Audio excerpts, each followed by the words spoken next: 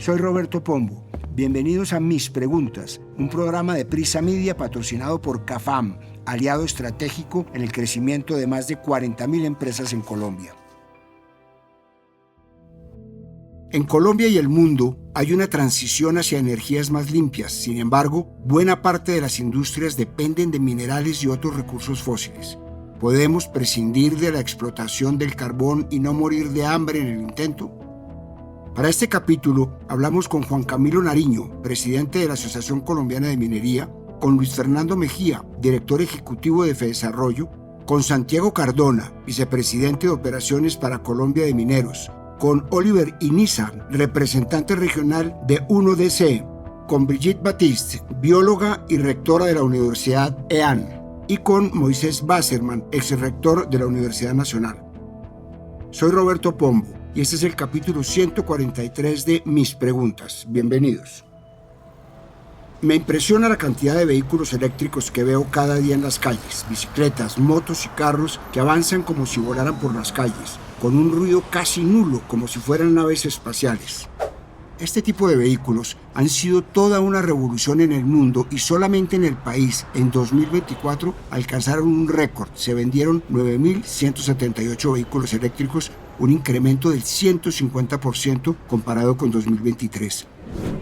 Y según datos de la ANDI y FENALCO, con cifras del RUNT, en el acumulado anual entre enero y diciembre de 2024 se matricularon 200.953 vehículos nuevos, lo que representa un aumento del 7,9% en comparación con 2023. Este es solo el principio de lo que se espera sea toda una revolución en la movilidad. Pero a esto hay que sumarle otras tecnologías que en el mundo ya son tendencia y en Colombia han comenzado a pasar. Por ejemplo, según datos de la Asociación de Energías Renovables, para finales de 2024, Colombia alcanzó una capacidad instalada de energía solar fotovoltaica de aproximadamente 1.871 megavatios, gracias a la incorporación de 33 nuevos proyectos de generación centralizada que sumaron 1.410 megavatios en este año. Y, de acuerdo con cifras de XM, operador del Sistema Interconectado Nacional, la generación real de energía solar en 2024 fue de 3.303,4 gigavatios hora, lo que representa un incremento de 174,1% respecto a 2023. Visto así, uno pensaría que la explotación de minerales como el carbón está destinada a morir. Sin embargo, los datos apuntan a lo contrario. Según la Agencia Internacional de Energía, la demanda de carbón en el mundo ha crecido. 2023 fue un año que marcó un récord histórico de 8.700 millones de toneladas explotadas, o sea, un 2,6% más que el consumo mundial del 2022. En los últimos años, el carbón se ha mantenido como el principal producto minero explotado en el país, con un promedio de 63,95 millones de toneladas entre 2020 y 2023. Por eso su participación en las regalías mineras ha sido en promedio del 80,5%. Esto es un fenómeno mundial. La demanda mundial de carbón alcanzó un nuevo máximo histórico con 8.770 millones de toneladas, que supera el récord que se había impuesto el año anterior. O sea, que la cifra ha tenido un aumento sostenido por varios años. ¿Cómo se explica que si el mundo está en una transición energética hacia energías limpias, se demande cada vez más carbón? Aunque parezca paradójico, estos dos datos son más bien consecuentes.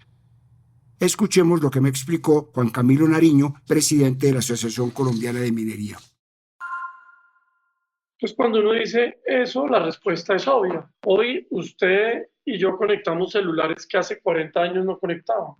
Pero de pronto usted tiene un familiar y yo tengo otro que ahora conectamos también un carro, que el año pasado no lo conectábamos. Es decir, nosotros en nuestra vida moderna necesitamos más electricidad. La vida moderna que va necesariamente busca cumplir los compromisos de reducción de emisiones, es decir, cumplir con los acuerdos de cambio climático, de cambio climático que se cumplen con una matriz automotriz más balanceada, es decir, menos dependiente de fuentes fósiles o generación de otras fuentes, necesita más electricidad. Entonces, el mundo, a pesar de que tiene un interés escrito de reducir su consumo de carbón, lo pongo de otra forma, de aumentar las fuentes alternativas de carbón, de energía, lo que está pasando es que el consumo energético está creciendo tanto que usted necesita carbón y necesita incrementar mucho las fuentes alternativas de generación. La historia de la minería en el país y en el continente es vieja y data incluso de épocas prehispánicas, aunque en esa época era muy diferente a como es hoy. Pero ya en el siglo XIX, tras la independencia, la minería en el país experimentó cambios significativos. Se introdujeron nuevas tecnologías y se diversificó la explotación de minerales, incluyendo el carbón y el petróleo. La llegada de ingenieros extranjeros entre 1820 y 1850 impulsó mejoras técnicas en la explotación de minas, especialmente en Antioquia, lo que fortaleció la economía regional y nacional. Esta actividad ha avanzado mucho desde entonces y se ha convertido en uno de los principales motores económicos del país. En 2023, el aporte de esta actividad al PIB fue de 3,93%. Según la Asociación Colombiana de Minería, el aporte de esta actividad al PIB en 2024 fue de más de 30.000 millones de pesos. En los primeros 11 meses de 2024, las exportaciones del sector minero fueron de 11.459 millones de dólares. En Colombia, cerca de 350.000 personas se dedican a la explotación minera. Sin embargo, 2024 no fue un buen año para la minería, que luego de los estragos económicos de 2020 tuvo un repunte en 2021, en 2022 y 2023 se mantuvo estable, pero el año pasado comenzó a caer hasta llegar a una variación negativa del 37% respecto al año anterior. A octubre de 2024 había activos 6.858 títulos mineros en el país, de los que 53% son para explotar materiales de construcción, 23% de oro y metales preciosos, 14% para explotar carbón y 4% esmeraldas. Según datos del DANE, durante los primeros 8 meses de 2024, la ocupación en la actividad económica de explotación de minas y canteras, sin incluir hidrocarburos, alcanzó las 211.962 personas, presentando un incremento de 18.579 ocupados, o sea, un 9,61% en comparación con el mismo periodo de 2023.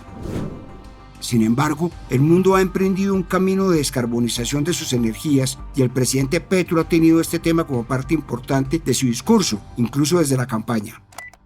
El objetivo real que todos los países deberíamos tener es tender a cero en el corto plazo la producción y la demanda de petróleo, de carbón y de gas. Ya el Cerrejón, una de las minas de carbón a cielo abierto más grandes del mundo, comenzó a reducir su producción y espera seguir haciéndolo entre 5 a 10 millones de toneladas menos cada año. A esto, Juan Camilo Nariño, de la Asociación Colombiana de Minería, agrega que el carbón es necesario para tener energías y matrices energéticas sostenibles en el tiempo, balanceadas y que sean baratas. A esto agrega que Colombia produce aproximadamente 60 millones de toneladas de carbón al año, lo que comparado con países como China, que produce 4.000 millones de toneladas, India, que produce 1.000 millones, o Australia, que produce 450 millones, es irrisoria. Con este panorama, ¿podemos prescindir de la explotación del carbón y no morir de hambre en el intento? Esto me dijo Luis Fernando Mejía, director ejecutivo de Fedesarrollo. Creo que es una mala idea que Colombia abandone rápidamente la producción de carbón en el territorio nacional por dos razones esenciales. La primera, la gran mayoría, más del 80% de la producción de carbón es exportada. ¿Por qué? Porque Colombia no necesita el carbón para la generación de energía eléctrica. De hecho, Colombia es uno de los países más limpios a nivel mundial en materia de generación. Casi 2/3 partes de la generación proviene de las hidroeléctricas. Así que Colombia no está consumiendo ese carbón y por ende no está contaminando a nivel local. La otra razón tiene que ver justamente con la demanda mundial. A raíz, por ejemplo, de la guerra entre Ucrania y Rusia, que generó un desabastecimiento de gas para Europa, se aumentó sustancialmente la demanda de carbón y las importaciones desde los diferentes países productores. Ese escenario, si bien no va a permanecer en el tiempo, implica que de todas maneras, en el corto y mediano plazos, continuará la demanda de carbón para satisfacer una energía que continúa creciendo en todos los países, desde los más ricos hasta los más pobres. Así que Colombia no va no haría mucho dejando ese carbón sin explotar porque perdería recursos muy importantes en materia de regalías que se invierten en los departamentos del territorio nacional, perdería impuestos que pagan las empresas productoras de carbón y perdería todo lo relacionado con la actividad productiva que está detrás del carbón, por ejemplo, los servicios de transporte, la industria, el comercio, que también, por supuesto, aportan al crecimiento económico. Por supuesto, lo que hay que hacer es fortalecer los procesos de explotación de carbón para garantizar que se hagan dentro de toda la reglamentación requerida desde el punto de vista ambiental y social, pero ratifico, no tiene sentido que Colombia abandone rápidamente la explotación de carbón. Pero más allá de las grandes empresas de minería, hay un fenómeno que crece en Colombia y es la minería artesanal o de pequeña escala. No confundir con minería ilegal, de la que voy a hablar más adelante. Según la Procuraduría, más del 90% de la producción minera del país proviene de este tipo de explotación. Esta es una práctica legal, pero que tampoco ha estado exenta de polémica. De acuerdo con la Alianza para la Minería Responsable, más de 340.000 colombianos dependen directamente de la minería de pequeña escala y mediana minería en sus ingresos. Esta es una actividad que les permite sobrevivir, pero que también representa graves riesgos. Por ejemplo, para los mineros artesanales del Chocó, sacar oro, carbón u otros minerales no es solo un trabajo, es su única manera de conseguir ingresos. Sin embargo, esta labor se desarrolla casi siempre en la informalidad, sin protección del Estado, sin condiciones seguras y en zonas donde hay presencia de grupos armados. A este último punto voy a volver más adelante porque es complejo. Más del 60% de la minería en Colombia es informal o ilegal, según la Agencia Nacional de Minería. Esto quiere decir que la mayoría de los mineros trabajan sin seguridad social, con herramientas básicas y expuestos a peligros constantes. En 2023, el Ministerio de Minas y Energía informó que los accidentes mortales en minas informales aumentaron un 15%. Además de los accidentes, esta situación también implica otros problemas graves. Hay niños trabajando, contaminación por mercurio y violencia, porque muchos grupos armados usan estas minas para obtener dinero. Aunque como para casi todo hay una legislación, como siempre, no está siendo suficiente para regular los múltiples problemas que aquejan a estas comunidades. En 1993 se promulgó la Ley 70 que protege los usos ancestrales que las comunidades afrocolombianas hacían de los recursos naturales. Esta ley buscaba proteger su forma de vida, su cultura y su relación con la naturaleza, especialmente con los ríos y las selvas. Sin embargo, a finales de la década de 1990, con el recrudecimiento del conflicto en el país y en el Chocó, la violencia paramilitar fue especialmente fuerte. Estos grupos, junto con otros armados ilegales que han tenido presencia en ese territorio, tomaron el control de las zonas mineras para quedarse con las ganancias del oro. La guerrilla y los paramilitares comenzaron a ver la minería como una forma de financiar sus actividades y comenzaron a cobrar vacunas a los mineros, alquilaban maquinaria robada o se adueñaban de las minas. Como decía, este tipo de minería también tiene unas implicaciones ambientales que, aunque menores que la minería a gran escala o ilegal, siguen afectando al medio ambiente. Uno de esos problemas es la contaminación con mercurio, un metal tóxico que se usa para separar el oro. Lo vierten directamente en los ríos o sobre la tierra removida, donde se mezcla con las partículas del mineral. Luego extraen esa mezcla y la venden. Pero cuando el mercurio llega al agua, comienza a contaminar toda la vida acuática. Se acumula en los peces y en otras especies, envenenando la cadena alimentaria. Esto es especialmente grave porque muchas personas en la región comen pescado a diario y también lo venden para sobrevivir. ¿Por qué no ha sido posible formalizar la minería a pequeña escala y garantizar la seguridad de estos mineros? Le trasladé la inquietud a Santiago Cardona, vicepresidente de Operaciones para Colombia de Mineros. Para nosotros la minería legal, bien hecha, sostenible, que deje legado y cuide los territorios y las comunidades donde opera, es la fórmula clave para poder aprovechar la riqueza de nuestro país y poder llevar bienestar a los territorios. Los procesos de formalización y regularización minera donde nosotros participamos se ven afectados o tienen un gran reto, un gran desafío en la regulación, en especial la regulación ambiental. Los sistemas para poder pedir licenciamiento, para poder pedir permisos ambientales son difíciles, complejos, diseñados para una minería no tradicional, pequeña, de mediana escala. Eso es una barrera de entrada para poder formalizar estos procesos. También está muy concentrado en la pequeña minería y para poder formalizar la pequeña minería también hay que formalizar la mediana minería, esa minería industrial que no tiene permisos, que no tiene título y licencias y que también es una barrera de entrada para poder formalizar a los pequeños. Otra arista importante en toda esta situación es la violencia y el conflicto armado. Como lo mencioné hace un rato, la minería es una actividad que también han cooptado varios grupos armados al margen de la ley como forma de financiamiento.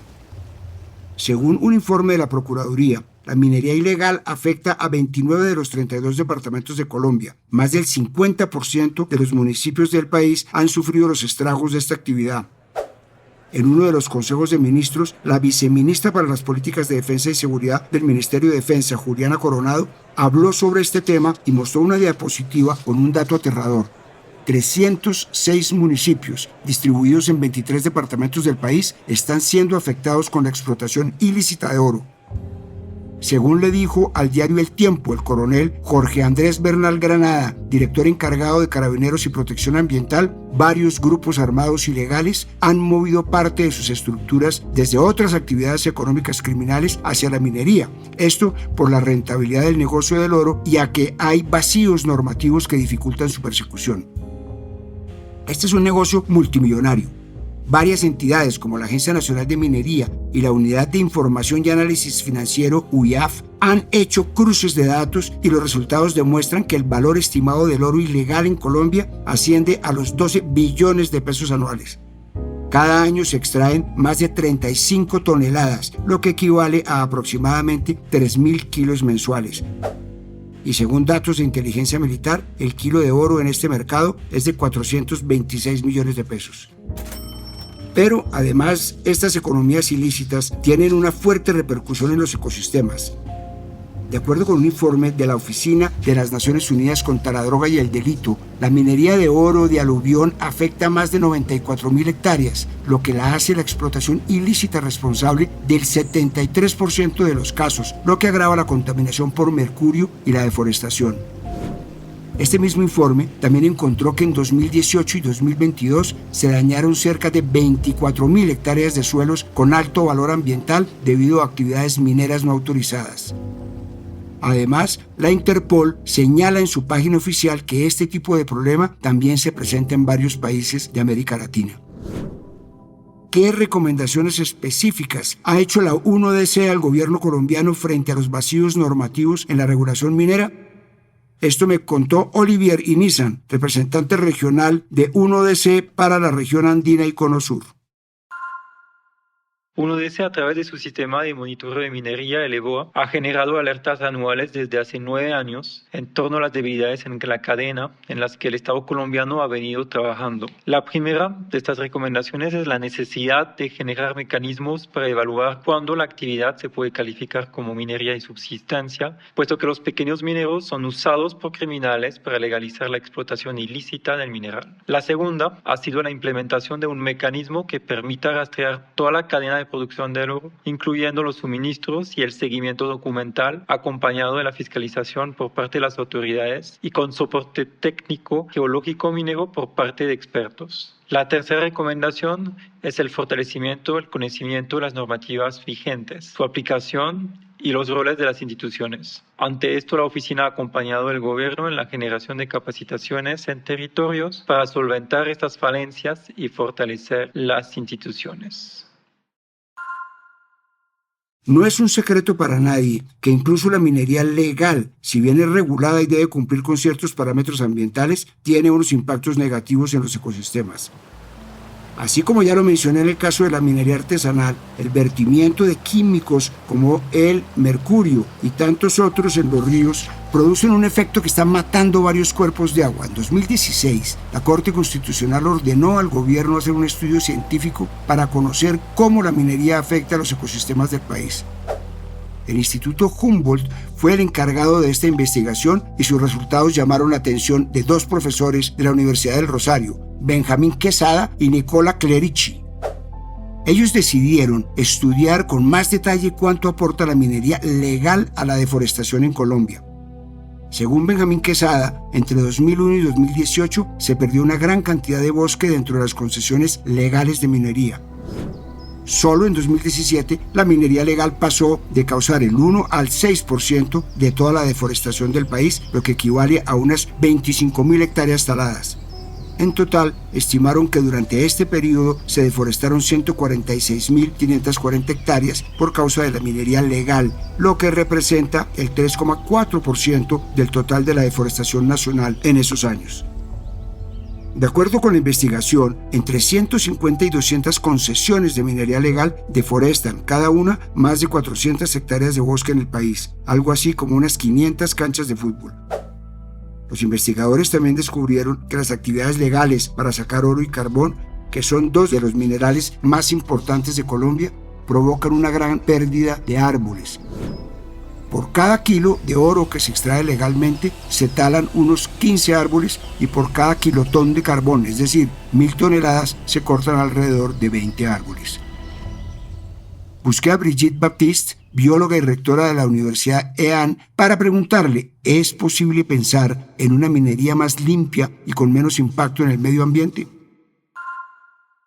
Por supuesto que es factible una minería más limpia. Obviamente que hay que considerar de qué materiales estamos hablando, porque es muy distinto la minería de carbón de la de materiales de construcción o la de oro o ferroníquel. Pero de todas maneras, hoy en día tenemos tecnologías absolutamente impresionantes para garantizar que la extracción se haga con los mejores estándares. El problema siempre es la extracción ilegal o la minería en malas condiciones, y eso sí requiere la atención más urgente de las autoridades, de las entidades de financiación, porque hacer minería sin las garantías completas o sin las capacidades completas de mitigar y prevenir los efectos negativos es fundamental. Como decía al principio de este capítulo, la transición energética es una realidad del mundo. Los combustibles fósiles están siendo reemplazados por la energía eólica y nuclear. Sin embargo, hay quienes creen que ese proceso puede revertirse. Como analizó recientemente el ministro de Industria y Comercio de Venezuela, Moisés Naim, la nueva y pantagruélica demanda de energía sin precedentes que tienen los centros de datos de inteligencia artificial está haciendo que en muchos casos se vuelva a pensar en fuentes de energía que parecían de salida, como el carbón o el petróleo.